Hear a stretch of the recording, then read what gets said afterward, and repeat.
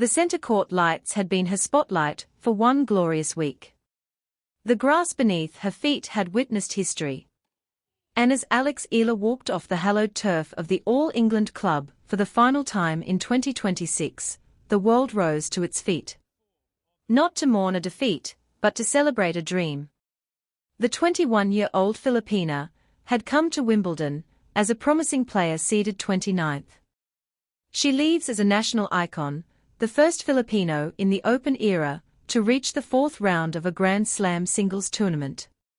She had stunned the defending champion Iga Świątek on center court, sent shockwaves through the tennis world, and captured the hearts of 115 million Filipinos who stayed up past midnight just to watch her swing a racket. Yes, her miraculous run ended in a hard-fought fourth-round loss to Jasmine Paolini. But this wasn't an ending, it was a beginning. The world didn't just watch Alex Eala play tennis. They watched a girl who once trained on a basketball court painted over with tennis lines, wearing ruffled socks and light-up shoes, become a symbol of hope for an entire nation.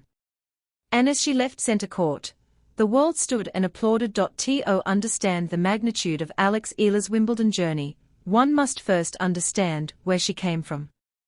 The Philippines is not known for its grass tennis courts.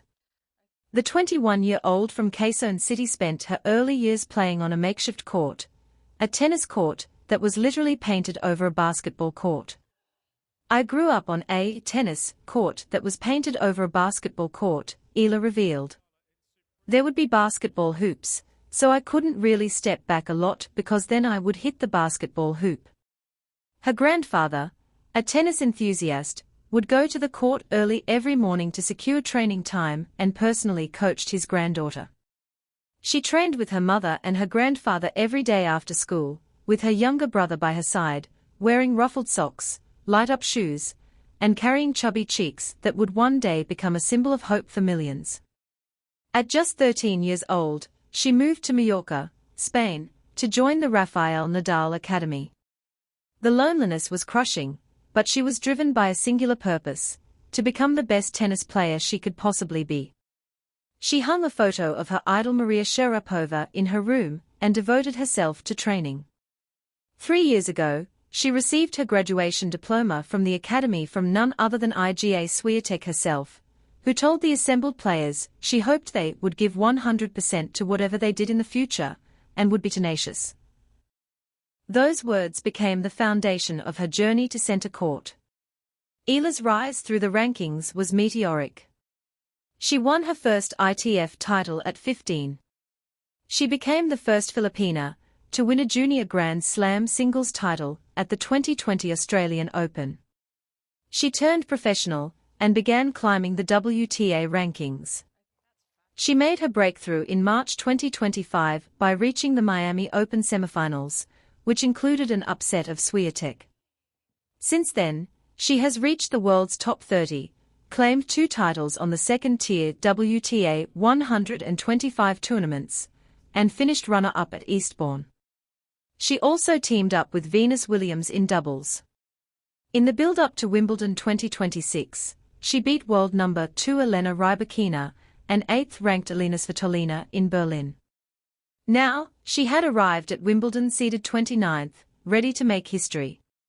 She carried her culture with her on the biggest stage, her white visor embroidered with the Tagalog phrase, Kapag lumago, Hindi na hihinto, which translates to once it grows, it cannot be stopped. It was a message to every child who had ever been told their dreams were too big.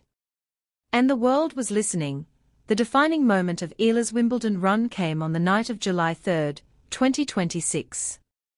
On center court, she faced the defending champion Iga Świątek, a 6-time Grand Slam winner, who had demolished her opponent in last year's final without dropping a single game. The Polish star had arrived at Wimbledon determined to become the first woman since Serena Williams in 2016 to successfully defend her title. She had been in tears after a shaky first-round match, but she had recovered to reach the third round. Now, she faced the young Filipina, who had already beaten her once before, in the Miami Open quarterfinals of 2025. The atmosphere on center court was electric. The Filipino community in London had turned out in full force, waving red, yellow, and blue flags and chanting Eala's name. But Świątek struck first, breaking Eala early to take a 2-0 lead. Eala, displaying a resilience far beyond her years, broke back immediately, leveling the score and sending a clear message: she was not there to be intimidated. The opening set lasted 84 minutes, with Eala prevailing in a tense tiebreak. She clinched the opener 11-9 on a long Świątek forehand. Eala, gesturing for more noise from the crowd following a superb rally, had taken the set from the defending champion on centre court. The second set was a masterclass in dominance. Eala, her confidence soaring, stormed to a 4-0 lead.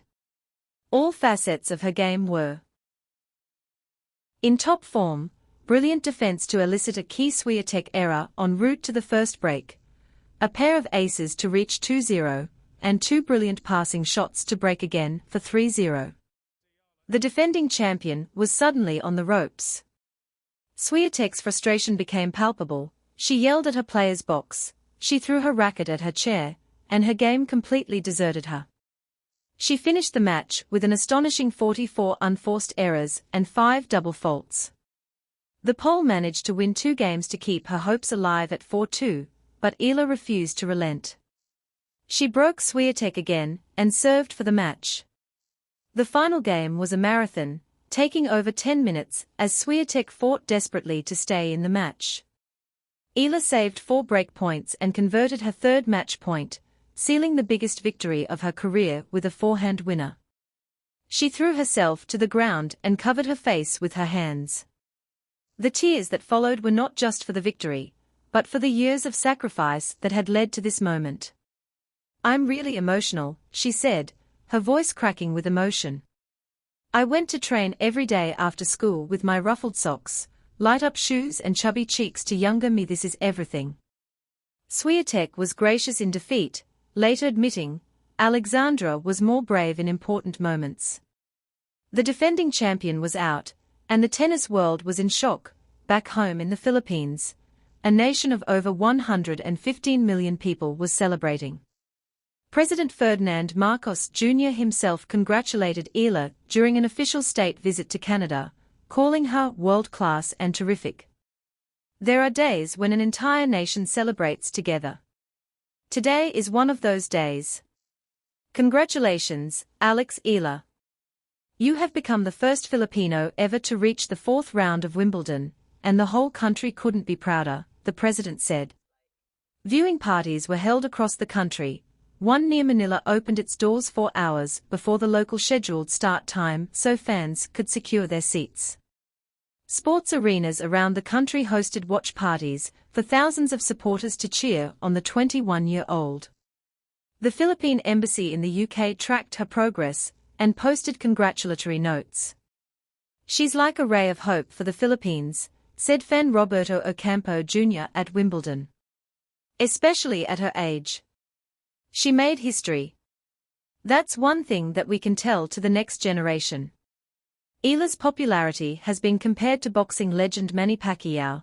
When he would have fights, it would be like holidays in the Philippines, and now Eala is carrying that same torch. "When he would have fights, it would really be like holidays in the Philippines," Eala said. "We would gather, and we would watch his fights. People would go off work. It would really be an event." The outpouring of support from fellow athletes was overwhelming. Boxing legend Manny Pacquiao, pole vaulter EJ Obiena, and volleyball star Alyssa Valdez all took to social media to congratulate Eala. The Vail Verde Country Club in Manila, where Eala learned to play tennis with her grandfather and brother, celebrated her victory with a jubilant gathering. Eala's victory has united a nation that is often divided by political differences. From Manny Pacquiao to Hidalin Diaz to Carlos Yulo, the Philippines has a proud sporting tradition. And now, Alex Eala belongs firmly in that pantheon. She carries the hopes of 115 million Filipinos on her shoulders, and she does so with grace, humility, and an unwavering belief in herself. On Monday, July 6, Eala returned to centre court to face Jasmine Paolini. the 2024 Wimbledon runner-up and Olympic gold medalist seeking revenge after losing to Ila in Dubai earlier this year. The match was a thrilling three-set battle that lasted 2 hours and 21 minutes. Ila had beaten Paolini before, in Dubai, and she was confident she could do it again. But Paolini was a different player on grass. The Italian had been rolling through the tournament, and she had the support of Formula One star Kimi Antonelli. Roger Federer was also in the royal box watching the match. Paolini drew first blood with an early break, taking the opening set 6-4. But Ila fought back, leveling the match with a 6-4 second set. The deciding set was a tense affair, with Paolini composing herself and holding serve easily while Ila clung on. A double fault in the 8th game by the Filipina gifted Paolini a break point, which Ila conceded with an overhit forehand to fall 5-3 behind. Paolini served out the win 6-3, ending Ila's dream run. Despite the loss, Ila was philosophical. "I gave everything that I could. I did everything that I could do today, so I'm proud of that," she said. "I have to be proud of what I've achieved this week. I'm leaving with positive thoughts." She pointed to problems with her serve, but refused to make excuses. "I have days like that. Everyone has days where they don't play their best tennis," she said. "I understand that's part of the job.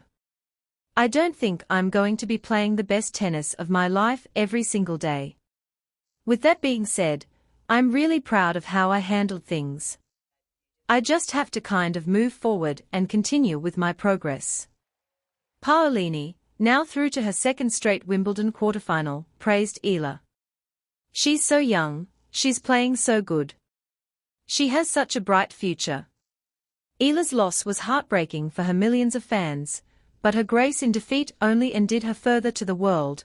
Though Ila's Wimbledon campaign came to an end, she leaves London having rewritten Philippine tennis history.